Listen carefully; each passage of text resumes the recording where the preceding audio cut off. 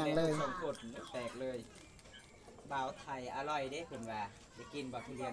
ทางไทยจะกินกันเนาะไม่เคยกินบ่ทุเรียนบ้านเฮาคือยังมักมีมักขนูนเนาะ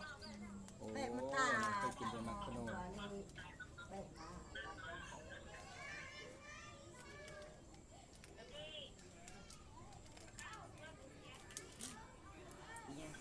แกะออกเกะเขานี่นะตอนนี้กะมัน5 โมงอย่างเลยเดี๋ยวสะโพกจอยสิบเอ็ดเดี๋ยวน้องบายไปกันเด้อทุกคน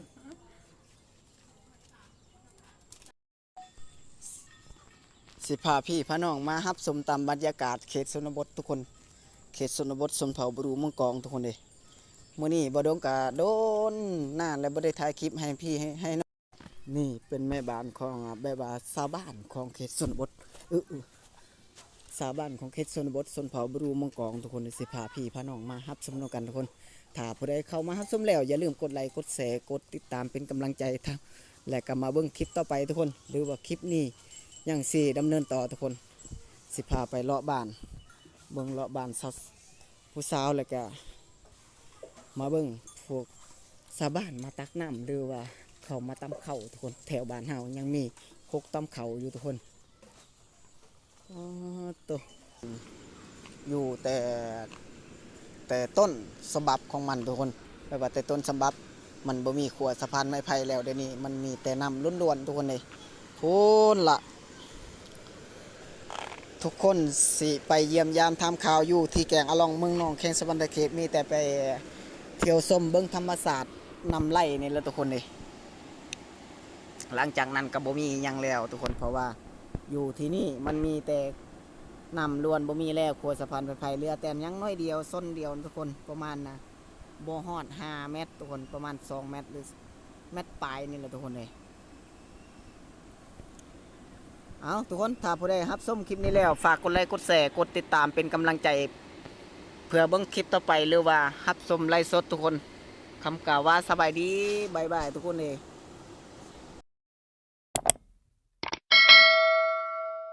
ยังเลยสมกดแตกเลย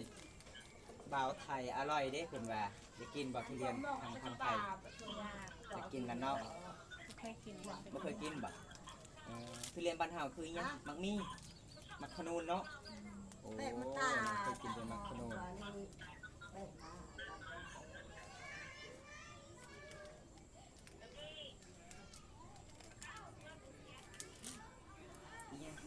แกะออกเกะเขานี่นะตอนนี้กะมัน5 โมงอย่างเลยเดี๋ยวสะโพกจอยสิบเอ็ดไปเลยเนาะไปกระมูเลยแบบไป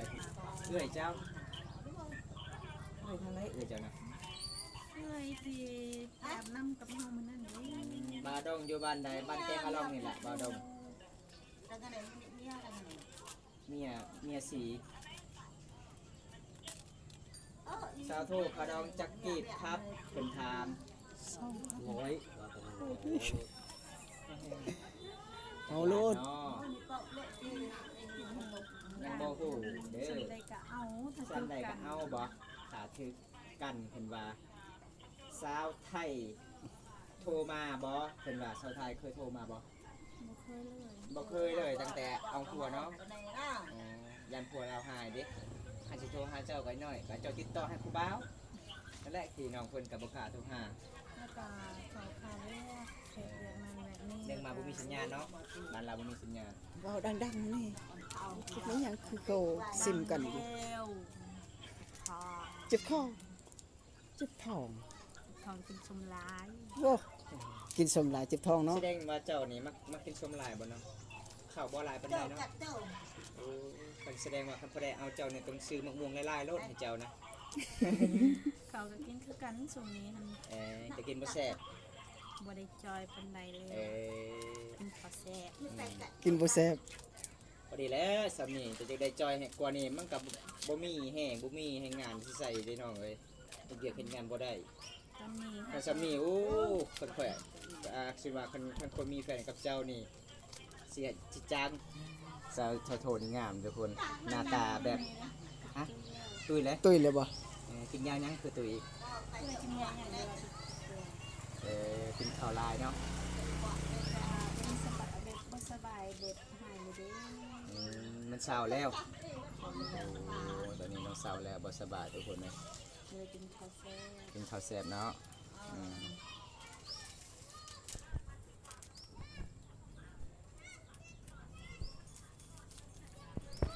ขอบคุณมากเลยครับ72คนขอบคุณหลาย15หลายครับครับก็ซื้อเต็งให้สาวโทรซื้อขนมนี่เด้ออืมตอนนี้คนยิ้มงามสวยมากเป็นว่าสวยมากเลย ขนมขนมหยัง มันยังกันได้ ขนมหยังก็ได้ กินขนมยังกระไดเด้วยครับ นมไวตามิวกินบ่ ก็บ่หยอกน้องทุกคนเลย ได้ไปหาน้องไทยบอเลย เป็นคนละบ้านไก่ที่สุดเนาะสาวไทยมันไก่ที่สุดเลย ม่วนไปทำกันม่วนแต่ว่าคันเอาครัวแล้วก็คือแบบจากกันเลยนะเบบเวลาเขาไปบ้านเฮาแล้วเนี่ยบ่คือแติเก่าแล้ว บกายเนาะ ตัวเฮาสิไปเยี่ยมยามเล่าแล้วก็บ่ได้เป็นพี่น้องกันก็บ่ไป จะเอาไปคือเขาเกรงใจเด้เขามีลูกมีผัวเด้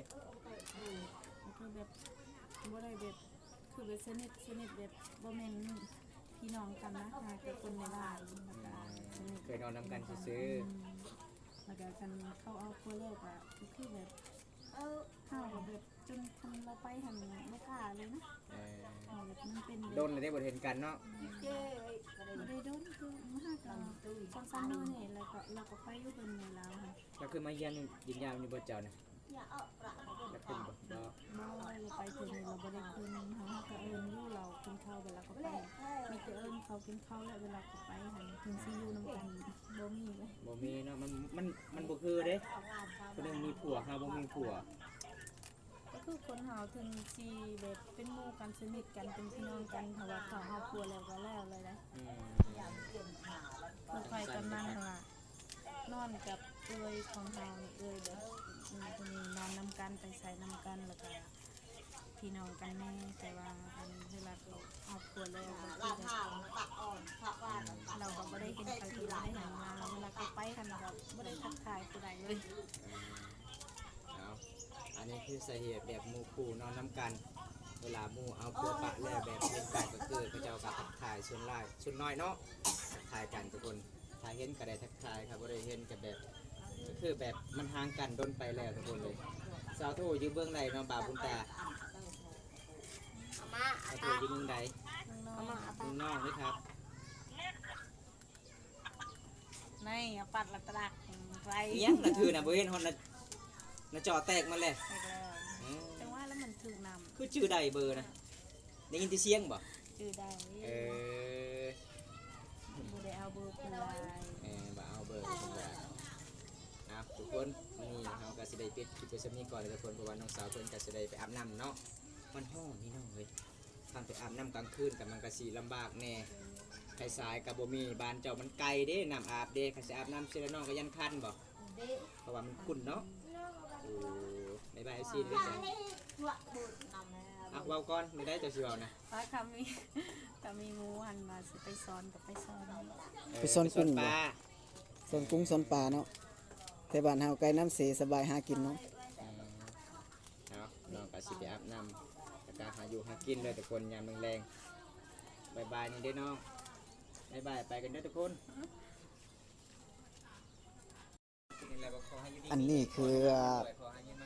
แม่ของสาวโถทุกคนกำลังตำหูกทุกคนเลยว่า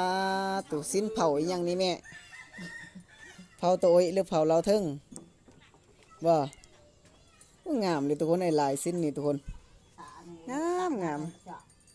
อ้าวคือว่าเฮ็ดลินบ่ได้ใส่เองวะหรือว่าขายเว้าแล้วแม่เพิ่นว่า nặng rồi đây là đỏ trà thì nhìn thương nhuần คือแน่ในเอ้ยหนูดอกจ้าแบบนี้แหละทุกคนเลยแบบว่าเพิ่นว่าเฮ็ดบ่ได้กินแต่มีแต่ไส้ทุกคนเลยแม่เพิ่นว่าเว้าภาษามังกรเว้าทุกคน มีหลายคนตอนแรงๆเป็นนี้ทุกคนเลยที่หมู่บ้านเฮาเขามาตำฮูบหรือว่าผู้เฒ่าผู้สาวผู้แซวทุกคนเลยเขามาตำฮูบหลายเขามังกรหรือว่าเขาสิเฮ็ดไผ่ดามทุกคนคันว่าขายในพื้นเท่าใดแม่ này เออ anh ấy bồi cái hạ โอ้บ่แพงเนาะ50,000กีบปะเถอะทุกคนเลย50,000กีบก็เงินบาทบ่ฮู้จักบาททุกคนเลยนี่สินเผามงกองทุกคนเลยแล้วก็สิพาไปเบิ่งแม่เฒ่าคนนั้นทุกคนคนทาเพิ่นมาตำหูปลายอีหยังทุกคนลายแพรหรือว่าลายโพห่มหรือว่าลายสินทุกคนมาเบิ่งเขตชนบทชนเผ่าบรูชนเผ่ามังกรทุกคนเลยนี่แม่เพิ่นเส้นเต้าไม่ตาเนี่ยเส้นมาเปรปลาตัวทุกคนเลยแม่เฒ่าเพิ่นเฮ็ดแพร่ดามปรีดามบ่โอ้แพร่ดามทุกคนเลยคันว่าขายพื้นเท่าไหร่จิหมูเปรหมูปลามาเลยเปรนี่50 5 เซนป้าทุกคนเลยคือมาแพงสักเทนเลยทุกคนพื้น1 ต่อ 5 เซนกีบทุกคนมันก็ตกอยู่700 บาททุกคนนี่แหละคือลายแบบว่าลายแพรดามทุกคนคือแพรเผามังกรส้นเผาบรูเผามังกรทุกคนสิพาพี่พาน้องมารับส้มน้ำกันโดนนั่นแล้วบ่ได้ถ่ายคลิปทุกคนเขตชนบทหรือว่าคอนเทนต์ผู้สาวก็โดนแล้วบ่ได้ถ่ายทุกคนอันนี้มาที่บ้านเฮาเองทุกคนตอนแรงๆว่ายังเดินไปเดินไป เรื่องพี่ใจ ไหนเด้แต่ก็เปลี่ยนไปเบิ่มโอ้ทุกคนได้แบบว่าที่เขาลงทุนเพิ่นมาตั้มทุกคนแบบว่าซื้อพายตั้มแล้วก็สารพัดที่เขามาตั้มทุกคน ใจบ้าถูบ้า โอ้คันไปซื้อนี่มันเป๊ะบ่มันเป๊ะบ่คันสดนี่มันน่าคันไปซื้อเตื้อบาทจิบแล้วนี่มันไม่มาเละไกล บาทสิพันบาทสักล้านนึง เต้าก็ไปคันเป๊ะในบาทจิบแล้วนี่ยามประจามาเละ บ้าถูบ้าแต่งไก่ ปั่นคนละครึ่งทุกคนเลยเพิ่นมาแบบว่ามารับจ้างตำหูบของเขาเพราะว่าเพิ่นแม่เพิ่นก็บ่มีเงินซื้อทุกคนโอ้ทุกคนเลยแบบนี้เลยทุกคนนี่คือแพรดามของชนเผ่าบรูมังกรลายทุกคนมันงามสวยงามเลยทุกคน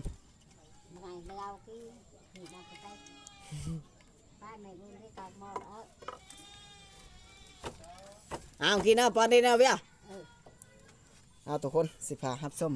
ตามบ้านของเฮาเป็นเขตชนบทชนเผ่าบรูมุกมีทุกคนเลยนี่เป็นแม่บ้านของแบบว่าชาวบ้านของเขตชนบทชนเผ่าบรูมังกรทุกคนสิพาพี่พาน้องมาฮับส้มนกันทุกคนถ้าผู้ใดเข้ามาฮับส้มแล้วอย่าลืมกดไลค์กดแชร์กดติดตามเป็นกำลังใจทั้งและก็มาเบิ่งคลิปต่อไปทุกคนหรือว่าคลิปนี้ยังสิดำเนินต่อทุกคนสิพาไปเลาะบ้านเบิ่งเลาะบ้านผู้สาวแล้วก็มาเบิ่งพวกชาวบ้านมาตักน้ำหรือว่าเขามาตำเข่าทุกคนแถวบ้านเฮายังมีคกตำเข่าอยู่ทุกคนตัว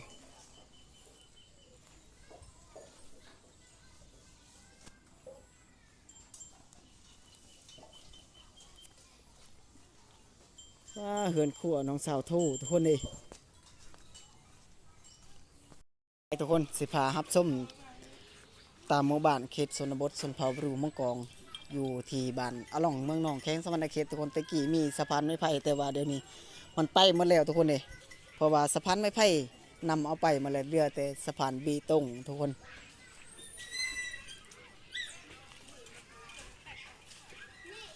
มาเบิ่งธรรมศาสตร์ของเขตชนบททุกคนเป็นหมู่บ้านที่ไก่จากตัวเมืองกระบอกไก่ทุกคนประมาณ4 ลักหรือ5 ลักนี่แหละทุกคนเลยสิพาพี่พาน้องมาฮับชมน้ำกันทุกคนโดนเลยบ่โดนก็ไม่ได้ถ่ายคลิปทุกคนเลยเป็นเดือนแล้วเป็นเดือน2 เดือนเลยทุกคนเลยไม่ได้ถ่ายคลิปต้องโดนนานเลย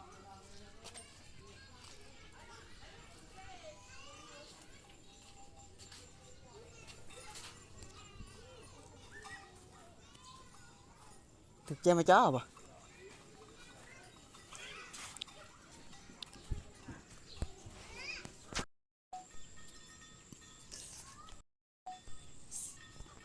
สิพาพี่พาน้องมาฮับชมตามบรรยากาศเขตชนบททุกคน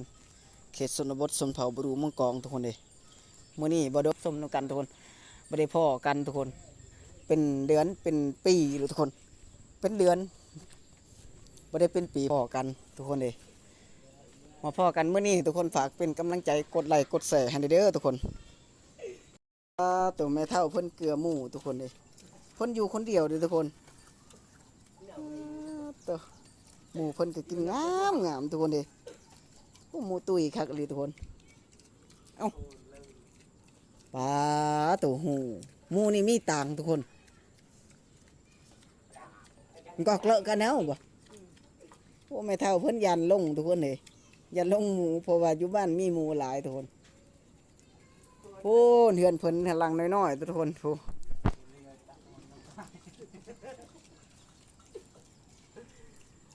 ตาอ่อนอย่าฮะ 30ไปทุกคนพาหับส้มไปหาเสาเวกอยู่เฮือนหรือบ่เนาะบ่ฮู้จักทุกคนเลยว่าเสาเวกอยู่เฮือนหรือบ่เนาะบ่ดงสิพาไปเบิ่งทุกคนสิพาพี่พาน้องมาหับส้มน้ำกันทุกคนเสาเวกกระโดดเลยบ่ได้ออกคลิปอยู่ที่2บ่ดงทุกคนเลยมีแต่ออกคลิปอยู่2ไอ้บุญตาและบ่าวแก่และบ่าววงทุกคนโอ้ชาวบ้านเพิ่นมาหาบน้ำทุกคนเลยนี่ทุกคนเรียกว่าผู้มา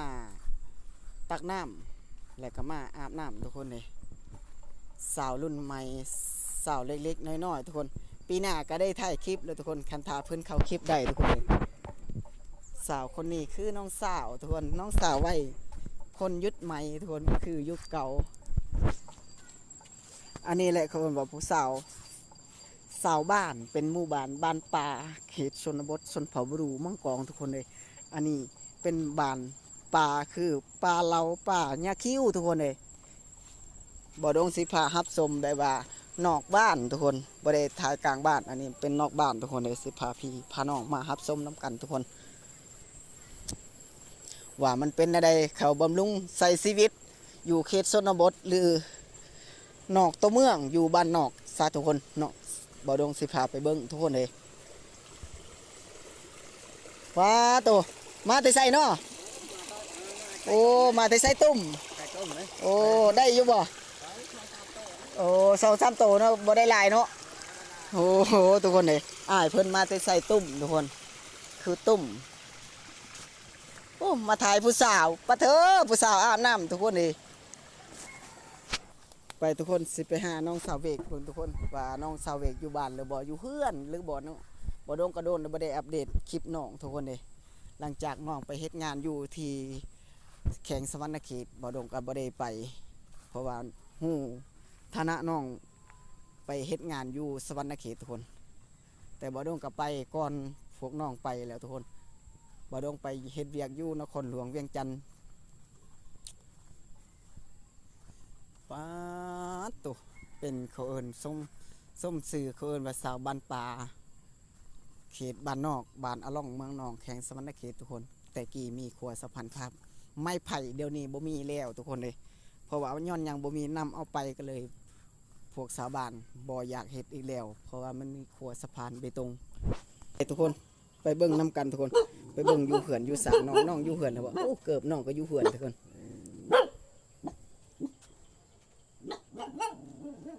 โอ้เหือนไปทุกคนบ่พ่อน้องไปเวียกแล้วทุกคนว่าสิไปเฮ็ดงานต่อบ่ฮู้ว่าน้องสิไปเฮ็ดงานต่ออยู่ไสเนาะยังบ่ฮู้จักทุกคนเลยสิพาไปเบิ่งพี่น้องๆมารับชมนำกันทุกคนสิพาไปเบิ่งแบบว่าบอนสถานที่ที่มีขัวสะพานไม้ไผ่ตะกี้ทุกคนแต่ว่าเดี๋ยวนี้มันบ่มีแล้วทุกคนเลยสิพาพี่พาน้องมารับชมนำกันแบบว่าปีต่อไปนี่สงสัยสิบ่มีขัวสะพานไม้ไผ่แล้วทุกคนเหลือแต่สะพานบีตงที่พวกการลัดคันทึงมาเห็นให้สะดวกสบายทุกคนเลยนี่คือบอนที่จุดซนอยู่แต่ต้นฉบับของมันทุกคนแบบว่าแต่ต้นฉบับมันบ่มีขัวสะพานไม้ไผ่แล้วเดี๋ยวนี้มันมีแต่น้ำล้วนๆทุกคนเลยพูนละ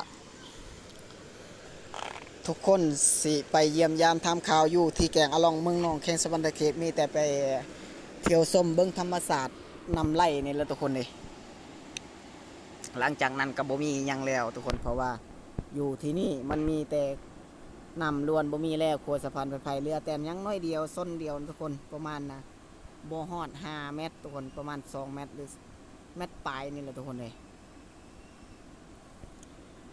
เอาทุกคนถ้าผู้ใดรับชมคลิปนี้แล้วฝากกดไลค์กดแชร์กดติดตามเป็นกำลังใจ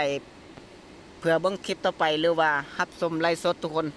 คำกล่าวว่าสบายดีบายบายทุกคนเลย